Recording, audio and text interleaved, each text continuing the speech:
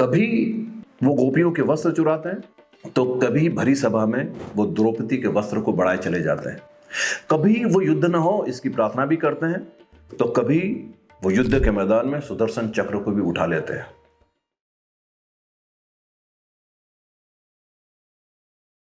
बिल्कुल सही बात है, क्योंकि कृष्ण हमारे सारे पूर्वानुमान, सारे प्रिडिक्शन से बाहर है। एक छोटे से एग्जाम्पल से इसे समझने की कोशिश करते हैं। सोचिए कि उज्जैन में कुंभ का मेला लगा है और आप इस कुंभ मेले में पधारे साधु संतों के दर्शन करना चाहते हैं तो एक साधु के आश्रम में जाने की कोशिश करते हैं। अब यदि किसी साधु के आश्रम में आपको जाना है तो साधु या संत को परखने की आपकी बंधी बनाई धारणा, बंधी बनाई मान्यता है। आप जब उस आश्रम में प्रविष्ट होते हैं तो आप देखते हैं कि वो साधु बिल्कुल सादा जीवन जीता है। वहां पे एक टूटा फूटा पानी पीने का मटका है, एक टूटा फूटा पंखा है जिससे वो हवा को झरता है और एक फटी सी चटाई है जिसके ऊपर वो सोता है। बातें उसकी विलासिता के बाहर की बातें उसकी आध्यात्म को छूते हुए नजर आती है। आप तुरंत उस साधु से प्रभावित हो जाते हैं क्योंकि इसको परखने के लिए आपकी बंधी बनाई धारणाएं और बंधी बनाई मान्यता थी। फॉर एग्जाम्पल, आप दूसरे आश्रम में प्रविष्ट होते हैं, वहां देखते हैं कि वहां पे बने रोड पे एक चमचमाती हुई कार आके रुकती है। उससे एक शख्स बाहर निकलता है जिसने बड़े ही कीमती आभूषण पहने हुए, उसके हाथ में बांसुरी है और सिर पे मोर मुकुट है। उसकी वेशभूषा भी बड़ी कीमती नजर आती है, पैरों में जूतियां हैं। वो आगे की तरफ बढ़ता है और कुछ युवतियां उसकी तरफ दौड़ के आती हैं और वो बांसुरी को बजाने लग जाता है। आप कहेंगे शायद ये साधु संत नहीं है। मैं आपसे ये कहूंगा कि यही भगवान श्री कृष्ण है। वो किसी भी बंधी बिधाई मान्यताओं, धारणाओं में है ही नहीं। वो किसी भी चीज का नकार नहीं है। दैट इज वाई हमने उन्हें पूर्णावतार कहने की कोशिश की है। इस देश में हमने पूर्णावतार का दर्जा किसी को भी नहीं दिया है। वो एक पूर्ण पुरुष है। वो कहीं पे भी किसी के साथ भी निषेध नहीं करते हैं।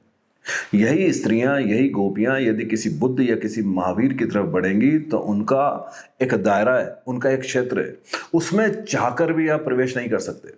उनसे कभी आप हाथ मिलाते हैं तो उनका हाथ आपको पत्थर की तरह बिल्कुल एक्सप्रेशन लेस शायद अनुभव दे जाए।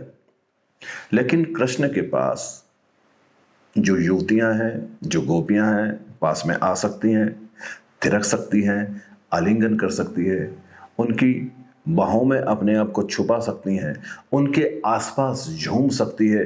कृष्ण के संग उन्हें नाचने में, खड़े होने में कोई भी दिक्कत नहीं है। कृष्ण, जैसा कि मैंने कहने की कोशिश की है, कि पूर्णावतार है और कृष्ण को हमें यदि समझना है तो कुछ अंश तो हमारा कृष्ण की तरह होना ही पड़ेगा।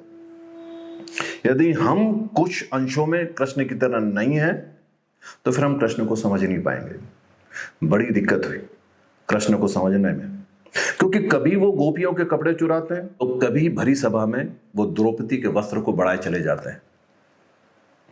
कभी वो युद्ध न हो इसकी प्रार्थना भी करते हैं तो कभी वो युद्ध के मैदान में सुदर्शन चक्र को भी उठा लेते हैं। वो किस वक्त पे क्या करेंगे ये समझ पाना बेहद बेहद बेहद ही कठिन मामला है।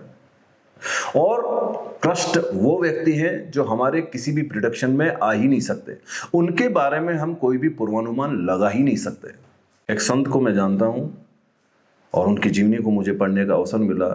जब हम उन लोगों के पास गए, उनकी दिनचर्या को देखा, उनके सीधे साधे जीवन को देखा तो हम बहुत ज़्यादा प्रसन्न हुए। और जब हम जाने लगे तो हमने उनसे एक ऐसे भी साधु का जिक्र किया जो विलासिता का जीवन जी रहा था। बाहर से ऐसा हमें दिखाई पड़ता था, लेकिन जब हम जाने लगे तो उस संत ने एक बहुत महत्वपूर्ण बात हमें ये बताने की कोशिश की कि माफ़ करना, मेरी बाहरी परत देख के मेरा भीतर से अंदाज़ा मत लगाना। मैं यहाँ पे इस अनुशासित जीवन, साधु संत का जीवन जीते हुए भी अंदर से संसार की तरफ से जुड़ा हुआ हूँ। और जिस साधु संत की विलासिता से प्रभावित होकर आप ये मानने लगे हैं कि वो संत होने के लायक नहीं है, वो भीतर से पूरी तरह से संसार से मुक्त हो चुका है। उसने हमसे यही कहने की कोशिश की थी कि साधु संत को अगर समझना हो, किसी कृष्ण किसी राम को समझना हो, तो उनके अंश तुम्हारे भीतर आना बहुत ज्यादा जरूरी है। बाहर के आवरण से, बाहर के ढांचे से, बाहर की दिनचर्या से यदि किसी साधु संत को तुमने समझने की कोशिश की तो निश्चित ही तुम धोखा खा जाओगे।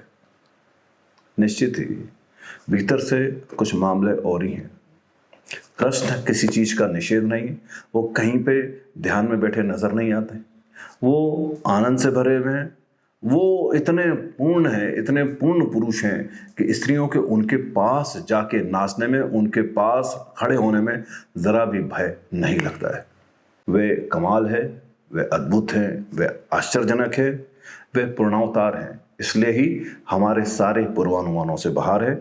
इसलिए कृष्ण की पूजा तो बड़ी आसानी के साथ की जा सकती है, लेकिन उन्हें समझना बेहद बेहद बेहद कठिन है।